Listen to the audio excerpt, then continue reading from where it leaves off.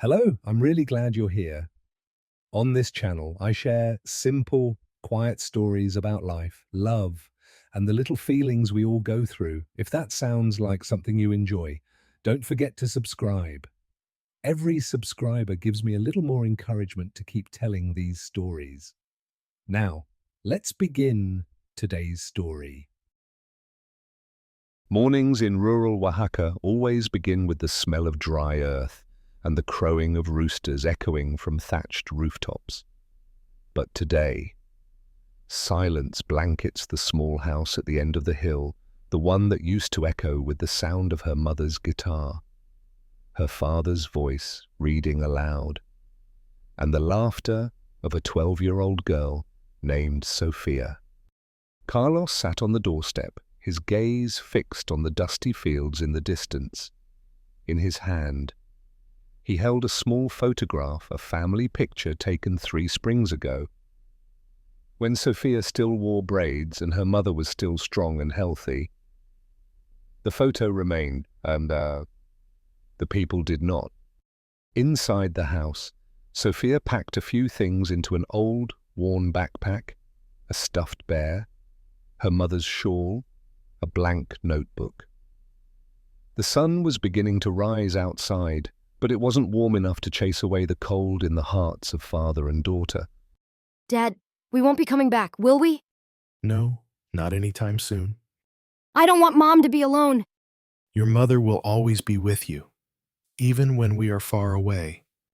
They buried Sofia's mother 3 days ago, beneath the cactus tree behind the house where she used to sit and sew under the afternoon sun. Death came quietly after months of illness, with no medicine to ease the pain. The cost of the medicine had surpassed what they earned from selling chickens and a few household items. No hospital was open to the poor. No doctor came down to the village. Carlos had been a beloved elementary school teacher, but the school had closed due to budget cuts for a year after that. He worked odd jobs patching roofs, carrying water, hauling goods at the market. Enough to feed his daughter rice once a week, not enough to keep his wife alive. Your mother dreamed of you wearing a school uniform in a safe place, not on this dusty ground. I miss my old school. I want to go back to studying. On the other side of the border. No one asks how much money you have before letting you into class. Before they left, Carlos took off his only coat and draped it over his daughter's shoulders. He reached out and gently brushed her hair, now long enough to reach her back. Sofia stood tall, her eyes reddened but dry. Do you think we'll make it? If we don't believe, there's nothing to go for. They left their home as the sun touched the roof of the village church. No one was there to see them off. The house behind them stood silent, as if it knew the owners would never return. Carlos held his daughter's hand and walked toward the truck waiting at the edge of the forest, a ride for migrants to the border. Arranged by an old acquaintance of his, the truck bed reeked of sweat and dust, and Sofia pressed against her father. The other passengers were silent. Each held on to something like a lifeline bags. Photographs. Statues of saints. The truck rattled over the bumpy dirt road, the sound of the wheels hitting the potholes echoing like a heartbeat in the night. Dad, What is it? Honey, if I get lost, will you come find me? I won't let that happen. But if! Then I will search to the ends of the earth. Out there, the border was still far away. But for Sofia, the journey had begun the moment her mother closed her eyes. And in the eyes of that child, there was no longer fear, only determination, like a small flame that had just sparked in the dark of the night. The sun hung high above them like a fiery blade. The northern Mexican desert stretched endlessly dry, barren, and unforgiving. The hot sand seared through the thin soles of their shoes, and the fine dust filled their noses and collars, burning like coal. Carlos gripped Sofia's hand tightly as they stepped off the dilapidated truck. The driver said nothing except to point into the distance where the US-Mexico border was just a few miles away, but it felt as distant as an entire lifetime. A guide named Oscar, a young man with restless eyes and a cold smile, waited for them. He promised to take them on a shortcut, avoiding the border patrol for a price that drained every last penny Carlos had. Move fast. The hotter it gets, the more the patrol rests. If you're slow, you'll get caught. We'll keep up. They joined a group of 6 others, men, women, and a mother carrying a child. No one spoke. Every step they took was a silent prayer. Dad, I'm thirsty. Take small sips. We have to make the water last until evening. After 2 hours of walking, the shadows of their figures began to sway beneath the scorching sun. Sofia staggered, and Carlos carried her as the desert wind began to lash out. A mother in the group fainted. Oscar didn't stop. If anyone falls behind, leave them. I'm not carrying anyone. She has a child. Not my problem. You've paid. You're on your own now. As the sun reached its peak, Oscar led them to a flat patch of land and stopped. He said they could rest for 10 minutes, then suddenly turned, pulling out a knife and holding it to Carlos's pocket. Now hand over the rest of the money or stay here and wait for the patrol. You're contradicting yourself. I've already paid. The rules have changed. If you don't like it, stay here. Carlos shielded Sofia, his eyes scanning for something to defend with. There was nothing but rocks and sand. But before Oscar could move any closer, a voice called out. Stop. Put the knife down. An older woman in a straw hat and brown cloak appeared from behind a dune of sand. Following her was an elderly man with a wooden cane, Raul. The elderly couple stood in the sun like they had sprung from the earth, as solid as 2 final landmarks left in this place. Robbing the elderly. Huh. Why not wait for us to die and make it easier? Oscar muttered something under his breath, backed off, and disappeared into the dust. Manuela approached, offering water to Sofia and helping Carlos to his feet. She didn't ask where they were from. She simply looked at Sofia with the eyes of someone who had lost a child. Little one, what's your name? Sofia. Sofia. You're very brave. Drink some water. Raul handed Carlos a handful of salt to stave off dehydration. He nodded silently, then turned to lead them to a safer resting spot. There's a stone tree behind us. It's cooler there. It'll be safe until evening. They rested under the shadow of a dry tree. Manuela pulled out some corn cakes and shared them with Sofia. She wiped the sweat from the girl's forehead with an old handkerchief. Carlos sat beside Raul, still gripping the rusty knife. Thank you. No need to thank us. I've walked this path too. Someone helped me once. Now, I help. Aunt, you crossed the border too. Of course, 3 times, and every time, I was as scared as you are now. Did you go home? Home is where people live, not where they die slowly. The sun was beginning to set. Raul led them down a trail behind a rock formation leading to McAllen, Texas, before they left. He slipped a small piece of paper with a map drawn on it and an old silver coin into Carlos's hand. Take this. It won't buy anything, but it can earn trust if you meet the right people. I won't forget this. Don't thank me. Pay it forward to the next person who needs it. Sofia hugged the woman tightly before they left. Manuela whispered something in Spanish into the girl's ear, a blessing, or perhaps a message only a mother could understand. As night fell, the father and daughter continued their journey. Above, the sky was filled with stars, and in the distance, the lights of McAllen glimmered like fallen stars on the ground. The cool wind brushed their shoulders, carrying the warmth of a brief but unforgettable encounter. Dad, why are people so kind to us? Because they've needed it before, and they still have hearts. The Texas darkness stretched long like streaks of charcoal across the sky. McAllen appeared from afar, like an oasis of light in the still, silent sea of night. The yellow streetlights flickered. The supermarket signs blinked quietly. Cars rushed by on the highway, indifferent and fast, like people with no time to look down at the grassy ditches where Carlos and Sofia were hiding. After 4 hours of walking through the night, Carlos's feet were bleeding and Sofia's throat was parched.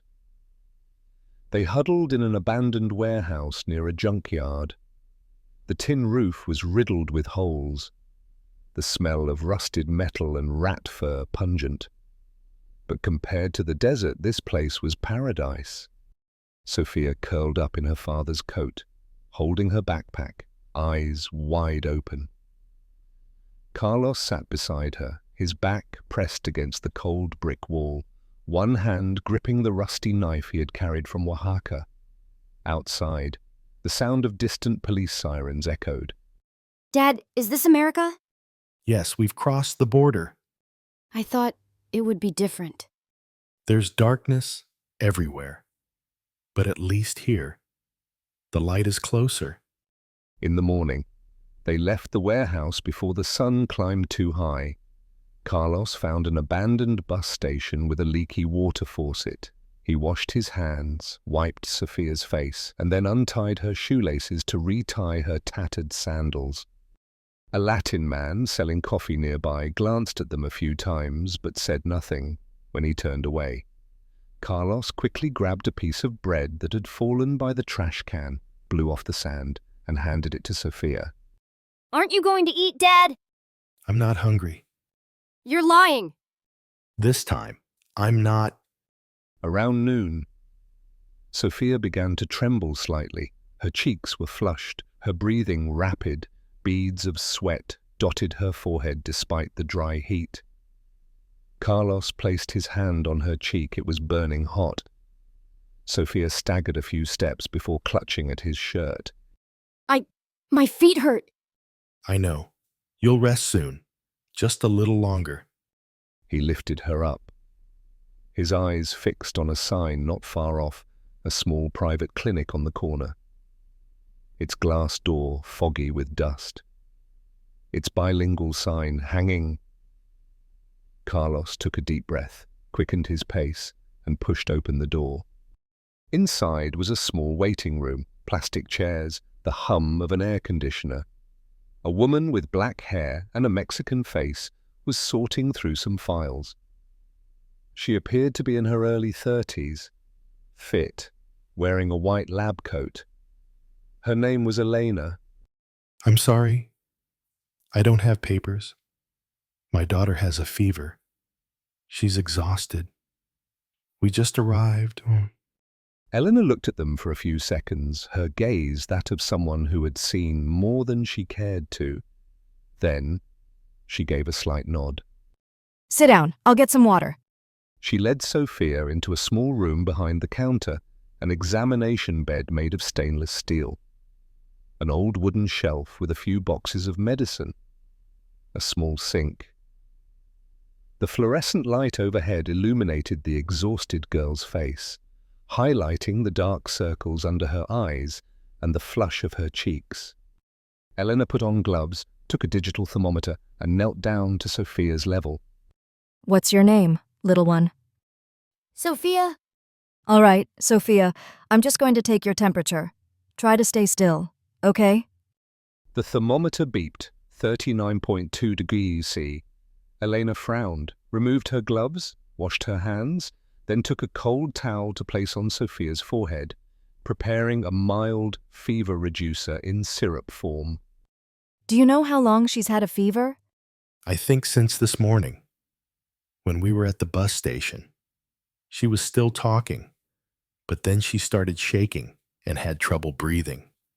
It's probably dehydration combined with heat exhaustion, but I'll keep an eye on her. At least she made it in time. Elena wiped Sofia's face and hands with a wet cloth, then helped her lie on her side.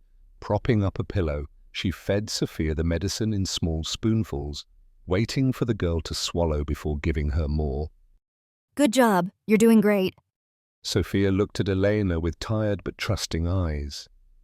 The girl's hand gently touched Elena's wrist, a small gesture, but one that made the woman's heart soften. Are you a doctor? No, I'm a nurse, but that's enough to help you feel better. You're very kind. You're kind too. An hour later, Sofia's fever had gone down, and she lay sleeping soundly, sweat glistening on her forehead. Elena pulled a thin blanket over her, then turned back to Carlos. She'll be fine, but you need to rest too. Both of you are exhausted. Thank you. No need to thank me. I'm doing it because I want to. Elena took Carlos to the small apartment behind the clinic where she lived alone. The simple apartment had 2 bedrooms, walls adorned with images of the Virgin Mary and a silver cross. I have a spare room, just for now. You'll handle the cleaning and cooking, and I'll take care of the medical needs. Aren't you afraid helping someone like me? I'm afraid of many things, but not of doing what's right. That night, Sofia lay on a real bed for the first time in almost a week. Carlos sat at the door, listening to the steady sound of her breathing, like gentle waves lapping at a safe shore. Dad, What is it, honey? is there a school here? Yes. And if you're lucky, you'll get to go. I dreamed about Mom. She told me not to be afraid. Your mom was always right. Outside, Elena stood by the window, holding a glass of water, looking up at the sky. The McAllen night sky was clearer than usual. It seemed as if it were listening to a prayer that had gone unanswered for far too long. The apartment behind the small clinic was only about 30 square meters, but for Carlos and Sofia, it felt like an entirely new world. The cold tiled floors, the whitewashed walls, a kitchen with only a gas stove and a small sink. But there were windows, there was running water. There was a place to sleep without having to listen to rats crawling on the roof. Carlos cleaned every day. He scrubbed the grout between the tiles, fixed the leaky drain pipe, and trimmed the grass around the backyard. Elena never had to remind him.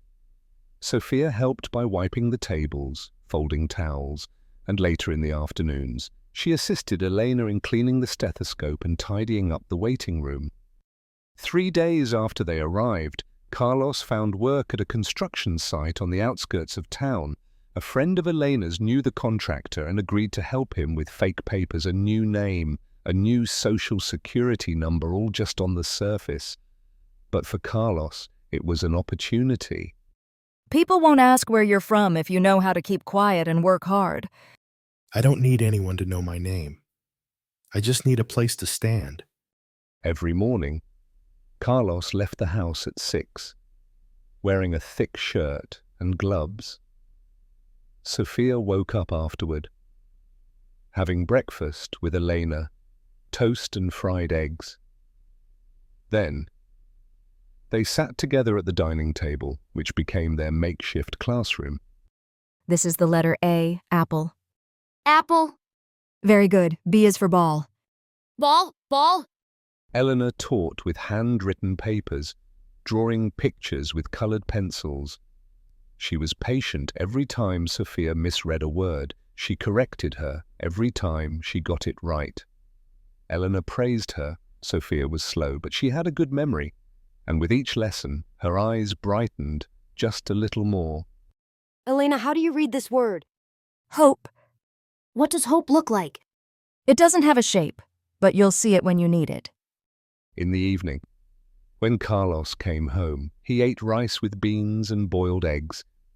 Sofia would tell him about the new words she had learned, and he would share stories about his co-worker, Tony, who had crossed the border 3 times and was now the foreman at the construction site. There's a guy named Tony. He crossed the border 3 times.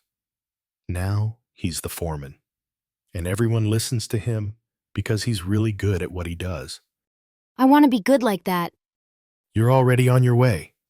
One day, while Sofia was practicing writing, Carlos passed by and saw the word home scribbled on a piece of paper next to a drawing of a small house with 3 people laughing. What are you drawing? I'm drawing. The old days. But I wrote home because now this is home too. Elena overheard that from the kitchen. Smiling but saying nothing, she took another clean blanket, washed it, and brought it into Sofia's room, folding it neatly on the chair. The house was still cramped, but it was warm. That night, it rained lightly the first time since they had arrived. Sofia pressed her forehead against the window, watching the water run in long streaks. Elena walked over, pointing at the window. That's rain. Rain. And this is safe. Safe. She repeated it over and over. Rain, safe, rain, safe, like a little chant in the middle of a dream that had yet to form. On her first morning at school in the US, Sofia wore the light blue uniform that Elena had carefully washed and ironed.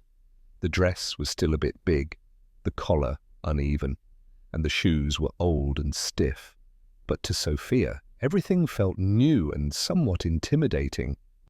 McAllen High School loomed like a completely foreign world, a tall iron gate, the American flag fluttering in the wind, students laughing in groups, each with a place to go, someone to talk to. Only Sofia stood still in the middle of the hallway, clutching her backpack tightly. Elena took Sofia to the main office.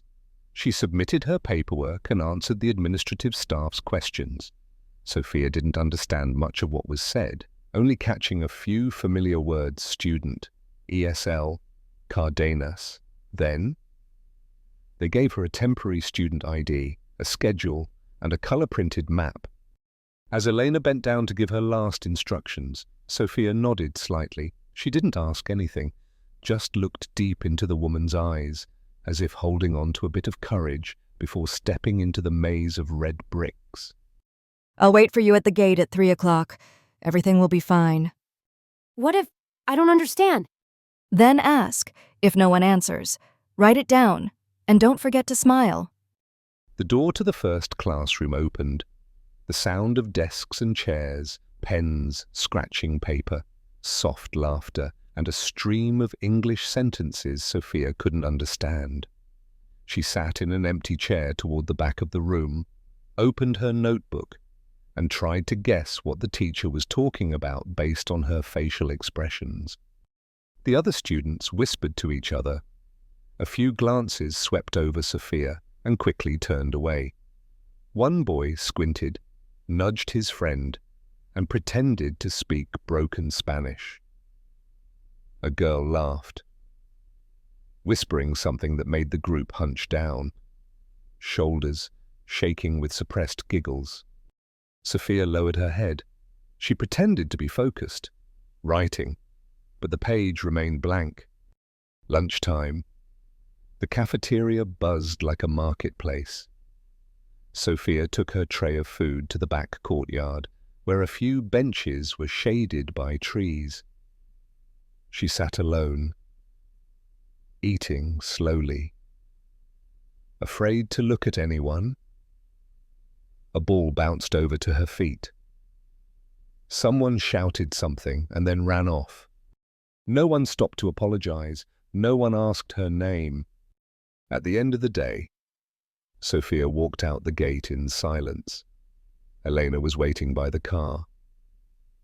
On the way home, Sofia only answered briefly, her eyes fixed on the window, where the city continued to bustle as if no one had just experienced the weight of a first day full of challenges. How was your day? It was fine. As night fell, Sofia sat on her bed with her little notebook. She wrote a few English words she had learned: chair, book, window, Then, she paused for a long time before writing the word name. Below it, she wrote, "My name is Sofia." Then she turned off the light and held the notebook close, as if she were hugging herself. Sofia's second day at McAllen began with slow steps and a fast-beating heart. She walked down the hallway like she was navigating a maze. Each classroom was a challenge, each unfamiliar glance a silent question. No one spoke aloud. "Who is that girl?" In math class, Sofia opened her notebook in front of her but wrote nothing. The numbers on the whiteboard seemed like ancient symbols, cold and meaningless. Behind her, whispers started to rise. A pencil fell to the floor, someone picked it up, and they all giggled softly. One student nudged a friend and said something in a mock Spanish accent. The whole group chuckled, as if they had just discovered a new joke. Sofia didn't turn around. Her face burned. Her eyes were glued to the corner of her desk. Her fingers lightly clutched the edge of her notebook, as if she was trying to hold herself back from falling deeper into the feeling of being lost. At lunch, Sofia chose an empty table in the corner where the shadow of a tree covered half the sunlight. She opened the lunchbox. Elena had packed a sandwich, a banana, and apple juice. As she took the first bite, heavy footsteps approached from behind. A student threw a rubber ball, and it rolled near her food tray. Someone shouted. A mix of English and laughter. The tray was knocked sideways. The bottle cap popped off. Sofia quickly grabbed a napkin, folded the box, but no one stopped to apologize. No one asked if she was okay. During the afternoon ESL class, the teacher handed out vocabulary exercises. Sofia tried to skim through each word, but her mind felt as heavy as stone. A student sitting next to her doodled on a piece of paper and slid it over to her, a drawing of a sinking boat, with the words, "Go home," written underneath. Sofia folded the paper, unreacting. Her hand clenched tightly. Her face remained neutral, but her eyes began to well up. When the school bell rang, signaling the end of the day, Sofia walked quickly out the gate.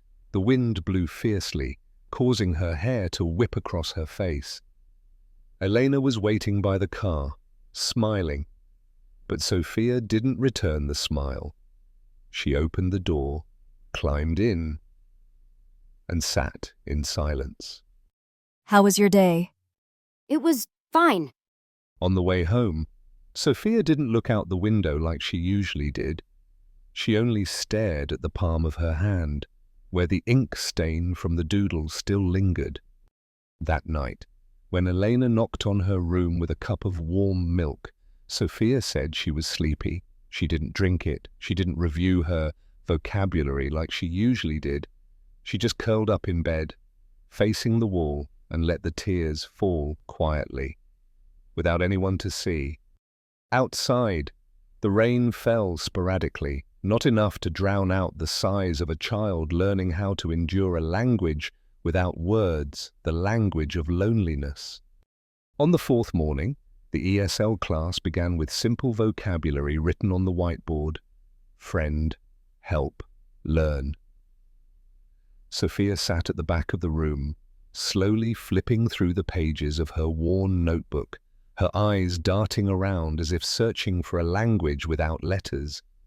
The door to the classroom opened. A new girl walked in, navy blue hoodie, backpack slung over one shoulder, hair tied up high, walking with confident steps.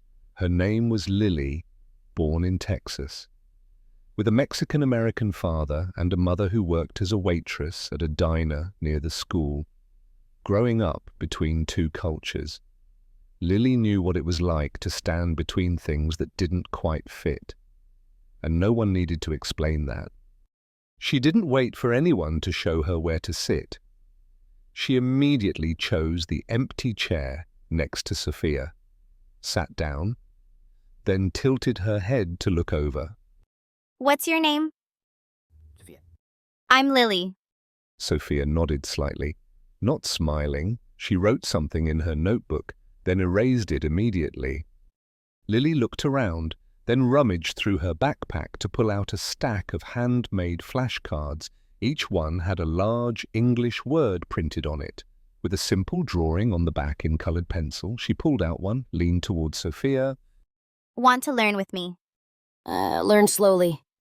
Me too. But these cards are fun. Look. Sun, the sun with eyes and a smile. Run, a pair of shoes lifting off the ground. Sophia chuckled a little, as if even laughing might be wrong. At recess, Lily led Sophia to the back of the library where there were fewer people and more quiet. The two girls sat on the steps, the flashcard resting between their knees. Apple. Apple. Laugh. Laugh! Sophia mispronounced it. Lily repeated the word, then said it again, not at all bothered when Sophia pronounced it correctly. Lily raised her hand and lightly slapped Sophia's hand like two secret teammates who had just touched the first flag of victory. A group of students walked by in the distance, some of them glancing over, but no one interfered. Sophia watched them go, then lowered her head, her hand instinctively brushing the friend card. Don't worry about them. I don't care. And you don't need to either. I'll try not to care. The bell rang for class to start. Lily stood up, packed the flashcards back into her backpack, waved lightly, and turned down the hallway to the right. Shall we continue learning tomorrow? Yes. On the way home, Sophia flipped through her vocabulary notebook, then paused at a small flashcard that Lily had secretly slipped inside. Written in blue ink was hope, sometimes. One word is enough to begin again. On Friday afternoon, the sun in McAllen blazed. The wind whipped through the metal fence of the high school, sounding like the cold breath of steel. Carlos stood at the school gate, his old shirt pressed flat, holding his baseball cap, his eyes scanning the crowd of people coming and going, as if searching for a signal of safety. Today was Parent-Teacher Conference Day. A color-printed paper sent home 2 days ago had kept Carlos up at night. He couldn't read all of it, but he recognized the words, parent, meeting, and the time and date. Elena had confirmed it was indeed the meeting for Sophia's class. Carlos walked down the school corridor.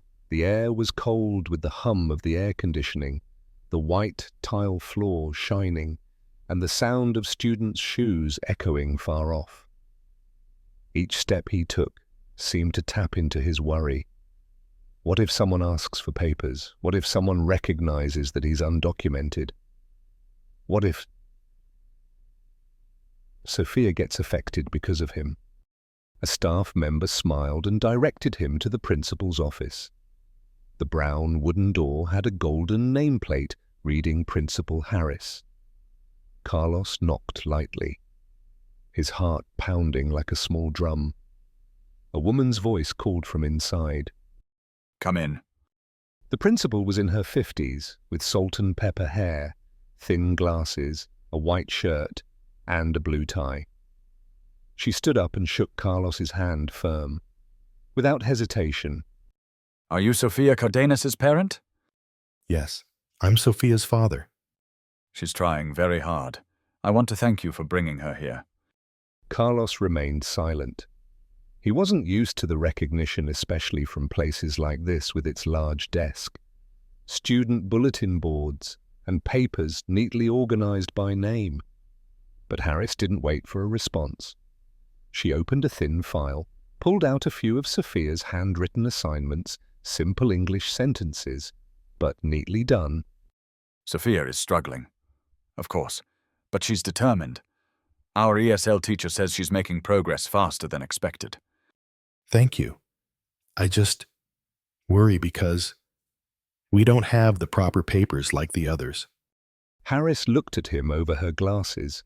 No change in her expression, no hesitation. She placed her hand on the desk and leaned slightly forward. Are you familiar with the Plyler v. Doe case? I'm not sure. In 1982, the U.S. Supreme Court ruled that all children, regardless of immigration status, have the right to free public elementary and secondary education in the United States. The school cannot refuse or discriminate. Carlos raised his head, his eyes locking onto the eagle emblem hanging on the wall behind her this time, for the first time, seeing it without fear. We don't need to know where you're from. We only care about Sofia and her future. That's why you're sitting here. Carlos pressed his lips together. His heart slowed. It was as if a door he thought would remain closed had suddenly creaked open just enough for a sliver of light to shine through. I don't know how to say it well enough, but thank you. Let Sofia speak for you by continuing to try. As Carlos left the office, his steps were lighter. In the hallway, the afternoon sunlight slanted through the window, casting his shadow on the wall, a father's figure who didn't have everything yet, but had the most important thing, a path that was no longer blocked. That weekend, the school hosted a small party to celebrate the end of the first semester called Spirit Friday. The sports field was decorated with ribbons, balloons, and speakers blasting upbeat music. The kids wore colourful t-shirts, laughing, playing tug-of-war, throwing water balloons, and dancing freely in the middle of the field. Sofia stood at the edge of the field, holding her backpack in front of her. She wore her old uniform, not yet having changed like the other students. The music was too loud, the voices too fast, and everything felt just too far out of reach for her. The students danced to the music in the middle of the field, forming circles and groups. A few glances flickered over Sofia, not out of malice, but not exactly with kindness either, just the looks of people who had no reason to invite anyone else into their joy. A girl walked past, almost bumping into Sofia, then continued running without looking back. There were calls by nicknames, the sound of confetti popping, and laughter echoing loudly. Sofia took a step back, her back almost touching the fence. Suddenly, a hand gently brushed against hers, light but clear. It was Lily. Why are you standing here? I don't know what to do. Then come with me. Without waiting for another word, Lily grabbed Sofia's hand and pulled her into the field, where the group of students was dancing to a pop song. Lily didn't dance with any skill, just bobbed her shoulders, spun around once, and high-fived the person next to her. Sofia stood still at first, but then Lily raised both her hands, smiled, and winked, as if saying, "It doesn't need to be perfect, just have fun." Sofia nodded slightly. Her hands rose, hesitantly mimicking Lily's a simple motion, not perfect, but enough for both of them to burst into laughter. A few other students glanced over, no one teased. A boy clapped along to the rhythm. A girl stepped back, creating space. And for the first time, Sofia didn't feel invisible. My heart is beating so fast. That's how it's supposed to feel. You're alive. The song ended, and the whole field clapped. Sofia gasped for breath, her face red, hair messy, but her lips were smiling, the first smile she had made here. Not for anyone else, but because she chose to smile for herself. As the sun began to set, the schoolyard still echoed with laughter. But in a small corner, between the two girls who laughed at a misstep in their dance, something had changed, not big, but real. That day, the sky over McAllen was a dull grey, and the wind swirled red dust up from the unfinished concrete. On the third-floor scaffolding, Carlos stood firm amid the sharp clash of metal. Those late fall days weren't cold, but the hearts of people tightened with each passing moment. He pulled the heavy electrical cable up to the top floor, his calloused hands gripping the damp wooden beam. Below, the cement mixer roared. Above, the sky hung low with clouds. When a strong gust of wind blew through, a loose beam popped out of its frame and slammed into his shoulder. Carlos lost his balance. One foot slipped off the temporary floorboard. He fell 2 levels of scaffolding, his knee smashing into a metal edge, his elbow slamming hard onto a steel beam. No one screamed. Here, cries of pain didn't lighten the work. Sometimes they even cost you your job. A young worker hurried over to help Carlos up. Blood soaked through his pant leg. His elbow scraped badly, and his ankle was swollen to the size of a fist. Carlos gritted his teeth and nodded when asked, "Are you okay?" even though his vision was blurring. He finished his shift, limping, his arms too weak to carry on. By the end of the day, when the whistle blew, signaling the end of work, Carlos collapsed halfway against the wall, breathing like someone who had just run a race longer than life itself. Eleanor opened the door when she heard the sound of his old motorcycle stopping in the alley. Carlos could barely make it through the door. What happened? The scaffolding. I'm fine. Just slipped. But the smell of blood couldn't be hidden. He sat down at the kitchen table, breathing heavily. Eleanor rolled up his pant leg, her eyes widening as she saw his swollen knee, the deep gash in his skin, the blood still wet on his elbow. Didn't you go to the hospital? No papers? No insurance? They'll ask. Elena didn't ask anything else. She put on gloves and took the first aid kit from under the sink. Alcohol, scissors, needles, thread, gauze, all laid out on the table like preparing for an unnamed emergency surgery. Carlos sat still, his head bowed, eyes tightly shut as the scissors cut through the blood-soaked fabric. His hand gripped the edge of the chair when the needle pierced his skin. Carlos hissed but didn't groan. The only sound was the sharp clenching of his teeth.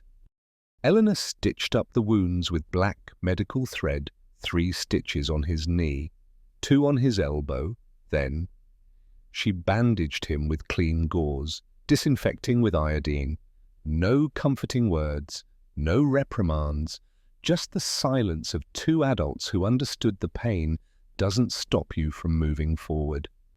When she finished, Elena placed a hot cup of ginger tea on the table. Carlos took a sip, his breath still ragged. One more slip and Sofia will lose her father. I know, but I don't have a choice. Elena sat across from him, not saying anything more. In her eyes was the old fear, the fear that death comes before hope. She had seen it too many times before. In nameless emergency cases, in files rejected because they were missing one stamp. That night, Carlos curled up on the sofa, his leg propped up with a pillow. The white ceiling was cold. The pain throbbed like a needle in his chest, not enough to faint, but enough to remind him surviving didn't mean he was living. And he thought again of Sofia if he fell. Who would take care of her? Who would guide her through the journey between 2 countries when neither place could be called home? The night wind blew down the hallway of the apartment, slipping through the crack in the open window, making the curtains flutter like a tired breath. In the small living room, the dim yellow light flickered, and the ceiling fan hummed rhythmically, as if keeping time to an unnamed worry. Carlos sat on the wooden chair, his shoulders wrapped in a thin blanket, his legs resting on a small stool. His swollen knee hadn't gone down yet, and the pain flared up every time he changed position. In his hands was the humanitarian parole form printed by Eleanor earlier in the afternoon. Each line of text felt like a knock on a door that had never been opened. He couldn't finish reading it, couldn't fully understand, but he saw the bolded words, urgent, life-threatening risk.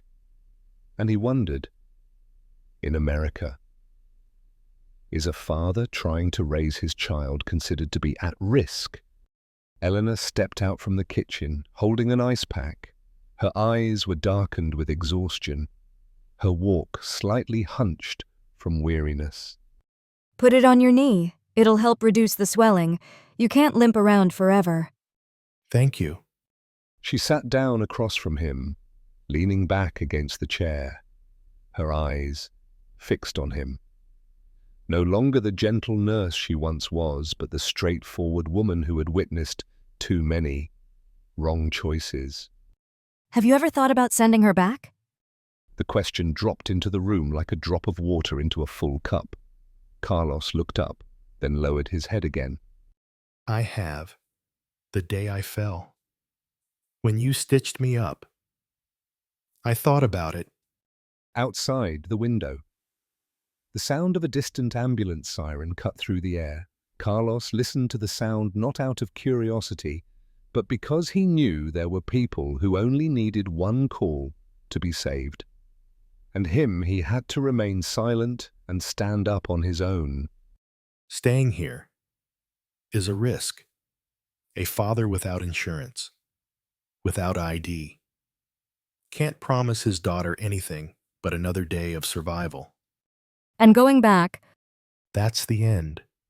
There's no Elena, no school, no English. Just a girl selling candy at the market and a father with a limp telling stories of the past. Eleanor clenched her fists, then let them go. She didn't argue. She didn't pity him, because she knew some stories didn't need pity, they just needed to be heard to the end. From the bedroom, the faint glow of a nightlight flickered through the gap in the door. Sofia was asleep, clutching her pillow, her lips silently mouthing something in English, maybe a new word, a passage she was practicing, or Lily's name. Carlos stood up, pain shooting through him, but still he walked, moving closer to the door. He watched her for a long time. Then he turned back, sat down at the table, and for the first time, picked up the pen to write the first line of the humanitarian parole application. Reason for consideration: I am the father of a 12-year-old girl who is struggling to learn, live, and hope, but if I disappear, her efforts will be meaningless. The McAllen Middle School auditorium lit up early in the morning, bathed in a warm amber glow. The soft yellow lights reflected off the polished wood floors, filling the room with a sense of both coziness and formality. The My Journey, My Words contest was an annual event, a chance for students in grades 6 through 8 to share their personal stories in English. It seemed like a simple competition, but to the young minds involved, it held deep meaning as a place to share their journey with the world. On stage, there was a lone microphone, a pale red curtain behind it, and rows of plastic chairs arranged in a crescent shape. The judges, 3 teachers, sat at a table at the front, with Principal Harris standing behind them, parents and students gathered in small groups, filling the seats in the audience. When the name Sofia Cardenas was called, there was no applause. No one knew who she was. Sofia stepped onto the stage, holding a folded piece of paper in her hands. Her uniform dress was neatly pressed, her hair braided tightly, and her old shoes creaked as they touched the wooden floor. Eleanor sat at the back of the auditorium, her heart pounding in her chest. Carlos couldn't come inside. He was waiting in the car outside. Lily sat in the 3rd row, clutching a flashcard with the word "Brave" written on it. Sofia stood at the microphone. 1 second passed. 2. The room was completely silent. Then she lifted her head. My name is Sofia. I was born in Oaxaca, Mexico. Her voice was small, slightly shaky, but clear. A few murmurs rose in the crowd. Sofia squeezed the paper in her hand. I live in McAllen now, with my father. My mother is gone. No one laughed. A boy in the front row set his snack down. One teacher stopped taking notes. We came here, not by airplane, not with a visa. We came by walking, running, hiding, in the dark. Sofia paused. Her eyes glanced down. Then she lifted them again, no longer looking at the paper. One night, I asked my father, why do we come here? He said to live, to be safe, to dream. In the audience, some people leaned back in their chairs. A mother hugged her child a little tighter. Principal Harris put his pen down on the table. I want to be a writer, in English. I want to tell stories, not with fear, but with hope. Sofia lowered her head. There was no immediate applause, just silence, but the kind of silence that made people look at one another. Then one person began to clap, then another, and soon the entire auditorium joined in. Eleanor wiped a tear from her eye. Lily held up the brave card high, her face beaming, outside in the car. Carlos couldn't hear it, but he felt it. For the first time in years, someone came to open the car door and said, Your daughter did it. She was amazing. You can come in now. They want you inside. Carlos didn't say anything. He placed his hand over his heart. Thank you, not with words, but with his entire life. The Monday morning after the storytelling contest, McAllen Middle School was buzzing with an unusual energy. Many students kept repeating the line, "We came here not by airplane," with a mix of curiosity and confusion. They didn't fully understand the meaning, but it felt more real than anything they had read in their textbooks. In the front student pickup area, Carlos stood next to his car, holding the food bag Elena had neatly packed. His shirt was ironed, but the swollen knee made him limp with each step. He was waiting for Sofia, standing still, almost as if he didn't want to disturb the space with his presence. Among the group of parents standing nearby, a tall man in a khaki jacket and neat jeans quietly observed. His name was Mark Jennings, a border patrol officer and father of an 8th grade student. Jennings had been in the auditorium the previous Friday. He hadn't planned on paying much attention to Sofia's performance, but when she said, "We came by walking, hiding in the dark," he stopped typing his text message. He listened to the rest, not just as an audience member, but as someone trained to pick up on things that weren't spoken aloud. A story of crossing the border in broad daylight, right here at school, something that wasn't in any job description, but it triggered his alert system. And now, as Jennings watched Carlos, the middle-aged man limping towards his daughter's car, not too proud, not hiding anything, but also not like the typical parents, he felt that something was off. The puzzle piece had clicked into place. Carlos smiled when he saw Sofia run toward him. She hugged him as if the world outside didn't exist. Jennings caught that moment, warm, real, and it made him even more cautious. A teacher passed by and greeted Carlos. Sofia waved to Lily and then climbed into the car. Carlos nodded back, quickly starting the old vehicle. Jennings silently stepped back, hiding behind an SUV, his eyes never leaving the fading silver car as it drove off. Later that evening, in his home office, Jennings opened his laptop. He accessed the database system. There was no record under the name Carlos Cardenas, living near the school, no driver's license, no insurance, no registered address. His wife walked in, holding a glass of water. What are you looking for? The father of the girl who told her story the other day. I saw him picking her up today. Sophia, I heard she lives with her dad. I'm not sure, but they probably just moved here. There's nothing on him. It's like he doesn't exist on paper. His wife frowned. But Jennings didn't say more. He closed the screen and leaned back in his chair. Part of him urged, let it go, he's just a dad trying to do his best. But another part couldn't stop, because he knew sometimes silence is the loudest signal. On the other side of town, Carlos was reviewing the humanitarian sponsorship application form, his pen hovering over the reason for application section. Sofia was working on her grammar assignment, and Eleanor was brewing ginger tea in the kitchen. None of them knew that a quiet gaze had begun to raise a question, and sometimes questions don't need answers. They only need to be reported to the right place. The dining table became the place where memories and choices confronted each other.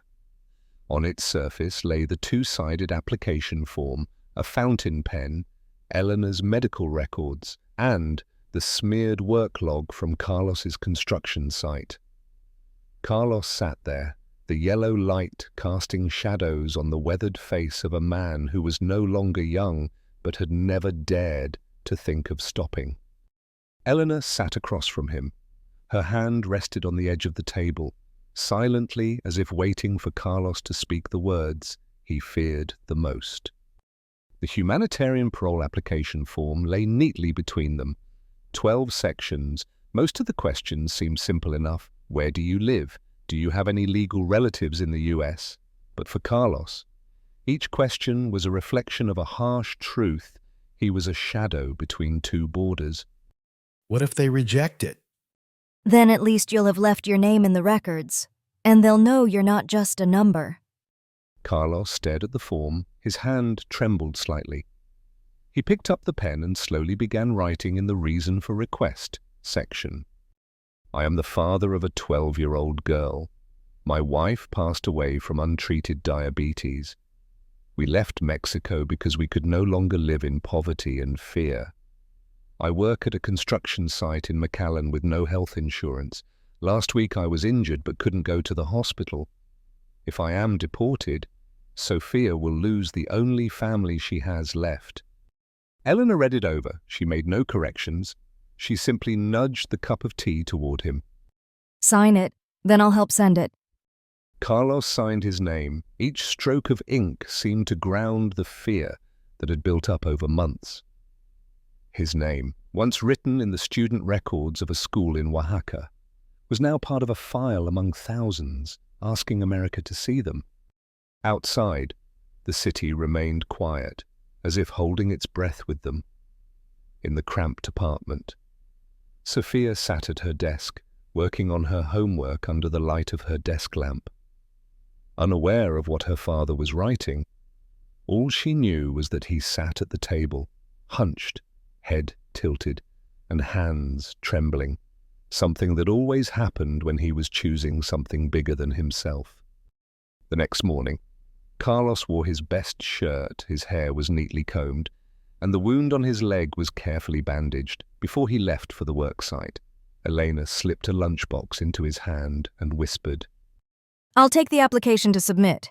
You just go to work as usual. Carlos looked at her, about to say thank you, but only nodded. His gaze was as silent as sinking stone, grateful but helpless for not being able to do what needed to be done most. Elena took the envelope with the application and placed it in her large handbag. She put on her coat, slipped into flat shoes, and walked out the door as if she were going to the market, but inside the bag was the life of a father and a child without a nationality. Carlos stood on the porch, watching her walk away, her figure disappearing into the distance. He didn't know where that application would go, but he knew this today. He wasn't hiding anymore, and that, in itself, was a beginning. The early morning wind carried a chill, accompanied by the sound of a helicopter soaring above the low rooftops of the immigrant neighborhood in southern McAllen. Elena was preparing breakfast when she heard the wail of a siren, not the sound of an ambulance, but something more urgent, more familiar in a way that sent a shiver down her spine. Outside, a line of black vehicles was parked along the street. The doors swung open, and people wearing ICE uniforms stepped out, holding clipboards, their eyes hidden behind dark sunglasses while they knocked on every door, calling out the names of those they sought. Elena quickly pulled the curtains down, turned off the stove, and whispered urgently, Sophia, don't go outside. Stay in your room. Lock the door. Sophia peered out from the hallway, her eyes half closed with sleep. But the look in Elena's eyes made her freeze. Then she ran back to her room, almost instinctively, as though this had been taught to her long ago. Carlos had just finished putting on his shirt. He looked at Elena, his lips pressed tightly together. There were no words needed. They're doing sweeps. They haven't reached our house yet. But you cannot go outside right now.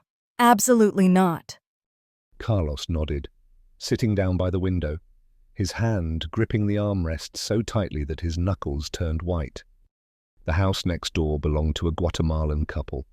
The wife, clutching a small child, rushed to the backyard, but the husband was held back right at the doorstep.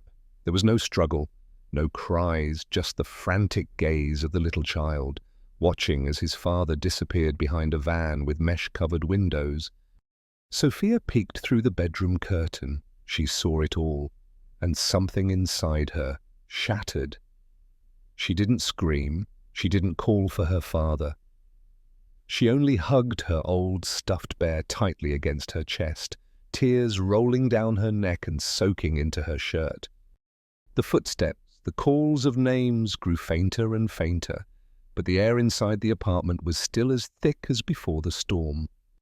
Eleanor turned the stove back on, but her hands were shaking so badly she had to hold the pot with both hands. Carlos stood up and walked to Sophia's door. He didn't enter, he just knocked, lightly. I'm still here, you hear me? There was no response, but he knew Sophia was listening, and he needed those words to echo, so that if anything were to happen in the future, the memory would remain. There had been a morning when he knocked on her door, and he was still standing there. 2 days after the raid, the neighborhood seemed to return to normal. Families not caught in the sweep continued to live, but they lived in a state of half-truths and half-lies, like actors in a play where the director could suddenly yell cut at any moment. Carlos's knee pain returned. The old injury swelled up again from the changing weather and the heavy work. Elena gestured to him, "You don't have to push yourself. I'll go buy medicine." But Carlos shook his head. I've already owed you enough. He left at 9 a.m., wearing his grey jacket, a cap on his head, and walked to the pharmacy 4 blocks away. Sophia stayed at home, studying vocabulary with Lily over the phone, the door still locked tight, the TV on low. Carlos stood in line, holding the slip of paper with the medicine Elena had written. The sun was out, but sweat beaded on his forehead. The air seemed to thicken around his shoulders, as though someone was watching through his coat. When his turn came, he handed the paper to the pharmacist. The woman took it with a polite smile. But just then, a deep voice behind him spoke up. Sir, may I see your ID? Carlos turned around. 2 men in plain clothes wearing windbreakers and dark sunglasses stood there. They didn't pull guns. They didn't shout. They simply stood there, blocking his way out. I'm just buying medicine. One of the men stepped closer, pulling cuffs from his belt. Do not resist. You're being detained for immigration status verification. Carlos raised both hands. The glass of the pharmacy door reflected every movement, the cold steel of the cuffs tightening around his wrists. The silent gazes of the other customers quickly turning away, and the humiliation, sharp and silent, like a cut that didn't bleed. Outside, a white van was parked at the curb. As they led Carlos out, Sofia was standing not too far away. She had been brought outside by Elena to take out the trash. Just in time. and Sofia stood frozen when she saw her father being shoved into the van. She didn't scream, she didn't run toward him. She turned and ran back toward the apartment, her eyes blurring with tears. Eleanor followed behind, unable to stop her in time. The van doors slammed shut. Carlos didn't dare look out the window. He feared that if he did, he would see that gaze forever. The gaze of a child who had just learned that this world was neither safe nor just and didn't keep its promises. The neon lights in the interrogation room were so blinding they seemed to numb everything. The pale grey walls, the cold metal table, and two chairs facing each other. There was nothing here to remind Carlos of freedom. He sat still, his hands placed in front of his chest, his fingers bruised from the tight cuffs pressed too hard during the ride in the van. A man wearing a blue shirt entered, a file folder tucked under his arm. His name tag read Agent Paul Reiner. His face wore no smile, only the tired professionalism of someone who had seen too many frightened faces and no longer found them surprising. Reiner placed a white sheet of paper on the table, along with a pen. Mr. Cardenas, this is a voluntary departure form. If you sign, we can arrange for your return to Oaxaca within 2 weeks. No trial, no more pain. Carlos looked at the paper. The title read clearly, Voluntary Departure Request. The bold letters felt like an order. What if I don't sign? You'll be detained until your hearing. It could be a few months, maybe longer, during that time. Your daughter will be transferred to the foster care system. We can't guarantee she'll be placed with relatives. Carlos swallowed hard. He didn't react angrily, didn't argue back. He only stared at the paper, as if looking at a closed door, behind which he could hear the call of a dream yet to be fulfilled. If I sign, Sofia will think I abandoned her.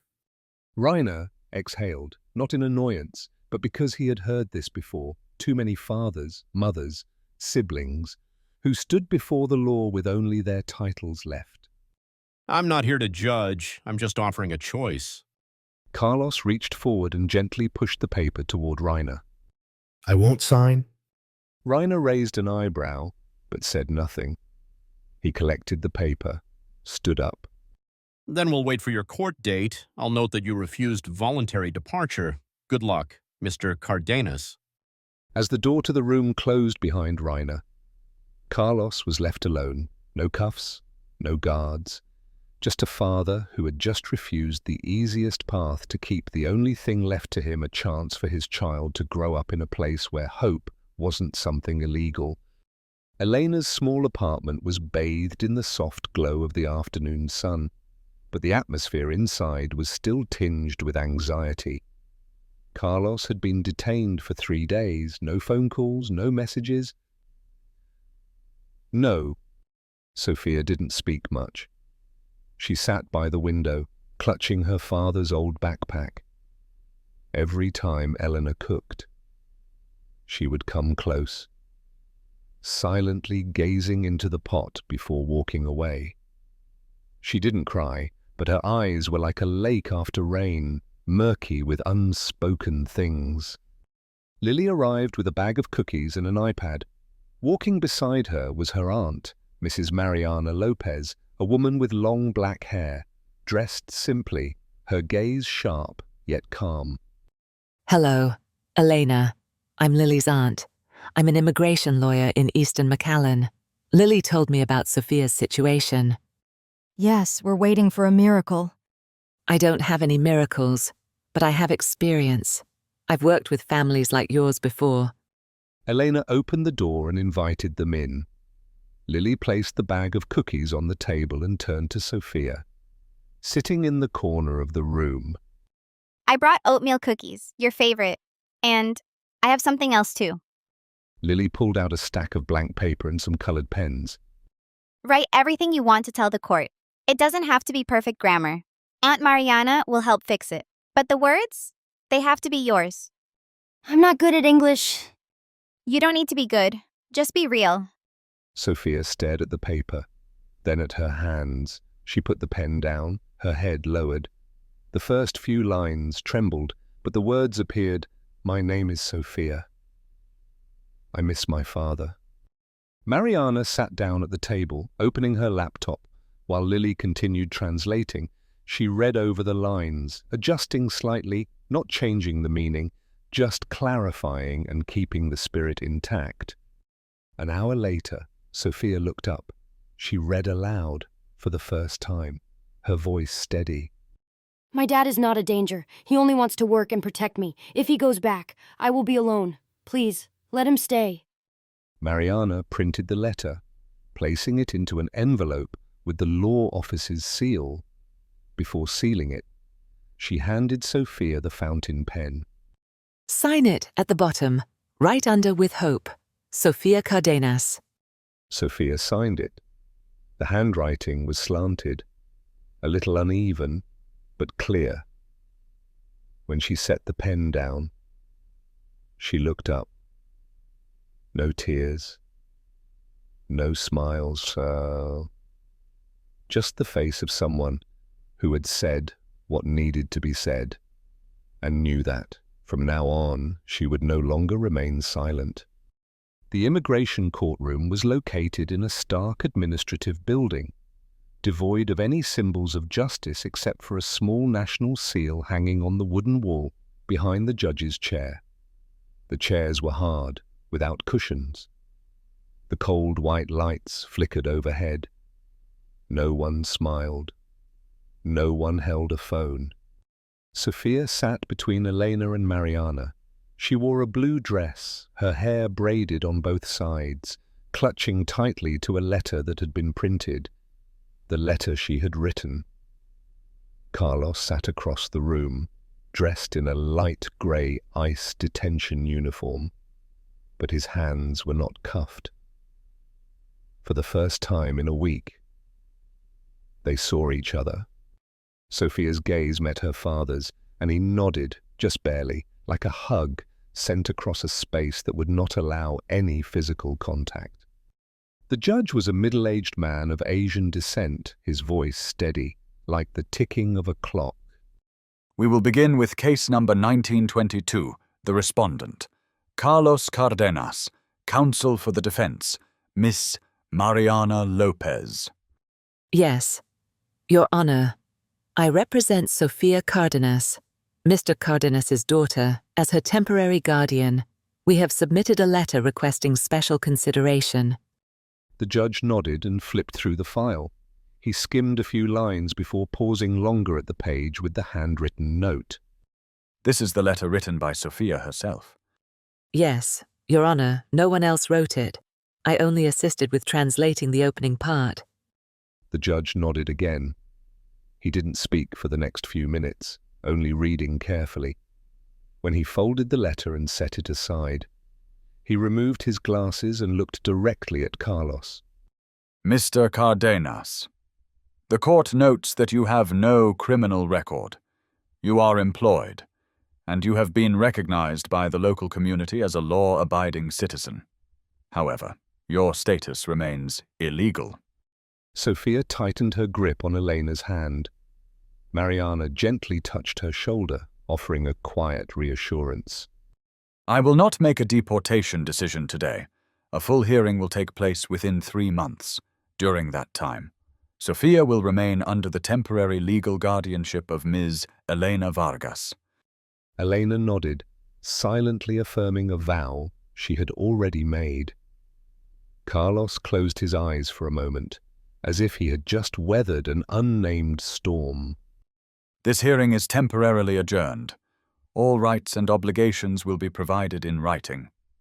Mr. Cardenas, you will be returned to your reported address, but you will remain under supervision. Is that clear? Yes, Your Honor. As they left the courtroom, Sofia held Elena's hand tightly. She turned back one last time. Carlos was led down another hallway, but he looked back, offering a smile, the first smile he had given since his detention. and Sofia, for the first time in her life, saw that a smile in the midst of tears could shine brighter than the lights in the courtroom. The morning sunlight filtered through the rusted iron bars of the ICE detention center in McAllen. The heavy iron gate creaked open, carrying with it the slow yet powerful breath of freedom. Carlos stepped out, holding a temporary release certificate, his eyes still red from lack of sleep. But his gaze was sharpening, finding its edge once again. Eleanor stood waiting outside the gate, her small but sturdy figure a beacon of strength. When she saw Carlos, she ran to him, wrapping him tightly in her warm embrace. Sofia stood beside her, her eyes shining with joy and surprise, like a flame suddenly sparked after days of uncertainty. The three of them held each other in a long, emotional moment, a rebirth after endless days and nights of fear and instability. Sofia gripped her father's hand tightly, as if trying to keep him close, never letting him slip away again. But the joy couldn't completely erase the challenges still piled up ahead. Carlos remained under strict surveillance. He had to report periodically to the ICE office, was prohibited from leaving his declared residence area, and always had to be on alert for the unexpected risks that could arise. Each step back into the outside world carried an invisible burden, but Carlos didn't let that weaken his resolve. He dedicated every moment he could to Sofia, helping her through the long days of studying and adjusting to the new normal. Eleanor, like an irreplaceable anchor, took care of both of them with love and concern, providing the emotional support they needed to keep their faith strong in the face of so many trials. Under the vast, endless Texas sky, the small and large steps walked hand in hand, moving forward, slowly, but with resilience and hope. In the McAllen Middle School auditorium, the bright stage lights shone down on a row of seats packed with students, teachers, and parents. The quiet murmurs slowly faded as the principal stepped up to the podium. Sofia sat in the front row, her heart pounding, her hands tightly clutching a crumpled piece of paper, the essay she had written about her homeland, the place she chose to call home, and her hopes for the future. The principal called her name with a warm smile, pride evident in his voice. Congratulations to Sofia Cardenas, the recipient of this year's English is the Key scholarship, for her heartfelt and honest essay. Sofia stood up, stepping onto the stage. All eyes were on her, a small girl with bright eyes, yet still a bit hesitant. She took the microphone, her voice trembling at first, but steadying with resolve. Home is not where I was born. It's where I choose to live, to learn, and to love. I came here not just to escape my past, but to build my future. Her words echoed in the silence. A few tears silently rolled down the cheeks of some teachers and parents in the audience. Sofia continued, recounting the difficult journey of crossing borders, her love for her father, and her dreams of an education and peaceful life. When she finished, the auditorium erupted in a long, resounding round of applause. Sofia bowed her head in gratitude, a radiant smile slowly spreading across her face. In the stands, Elena and Carlos exchanged a glance, their eyes filled with hope, the belief that no matter the hardships, dreams could still come true. A local television crew arrived in McAllen, complete with cameras and microphones, setting up a small stage in front of the middle school. They wanted to tell Sofia's story, the small girl with big dreams, who had overcome immigration barriers and found light in the darkness. Sofia stood in front of the camera, clutching the pen and the letter that Aunt Mariana had helped her write. Her voice was soft, clear, but filled with strength. I want to tell everyone that no matter how hard the road may be, Hope is always there. My father and I came here to have a safe life and to get an education. The reporter smiled, nodded, and looked directly into the camera. Questions were asked, and Sofia answered in the English she had learned one day at a time, sometimes slowly, sometimes trembling, but always sincere. The story quickly spread through local television channels, social media, and immigrant community groups. Many viewers couldn't hold back tears as they heard about the pain, the perseverance, and the love Sofia and Carlos shared. A local sponsor reached out to Elena, offering to help with tuition fees and legal support. The community began organizing small fundraising events to assist the family. In their small apartment, Elena played the video back for Carlos and Sofia to watch. They saw themselves on the screen, small, but not alone. Sofia whispered to her father. Dad, I think people are listening to us. Carlos took his daughter's hand, his eyes brimming with tears. And I will never let you be alone again. The small courtroom was located in the heart of McAllen, surrounded by law offices and social services. The atmosphere was both solemn and heavy, weighed down by the history of legal battles that seemed to have no end. Carlos sat across from the judge, his face weary, but his eyes still gleaming with resilient life. Elena, Sofia, and Aunt Mariana sat in the seats below, their hands tightly clutching each other, each person holding on to the most fragile hope. The judge opened the file, reading aloud. Mr. Carlos Cardenas has held a steady job in construction for the past 18 months. His daughter, Sofia, has excellent academic records and is a role model in her ESL class. Mr. Cardenas is also highly regarded by the local community, as evidenced by various certifications and letters of recommendation. Mariana stood, her voice firm but warm. Your Honor, this is not just the story of a father and daughter. It is the story of a family striving to live with dignity, contribute, and become a part of the American community they have chosen as their home. Eleanor nodded, her eyes teary as she gazed at Sofia, who was listening intently, her heart filled with hope. The judge lightly tapped his gavel, his expression serious, but not cold. After considering the full record and the evidence, the court has decided to grant Mr. Carlos Cardenas's request for legal residency. He will be issued a work permit and a temporary residency visa for 2 years, which may be extended depending on circumstances. The courtroom erupted in soft but heartfelt applause. Sofia burst into tears, running into her father's arms. Carlos hugged his daughter tightly, his voice choked with emotion. I will never let you be taken from this place again. Elena wiped her tears away, offering a gentle smile. Mariana smiled faintly, knowing the journey wasn't over. But today, a door had opened. The light from the window streamed into the courtroom, reflecting the hope and unyielding determination of a small family in a big city, one step closer to their dreams. As the evening sun painted the Texas sky with shades of red, the small wooden table on the porch of Elena's old house grew unusually warm.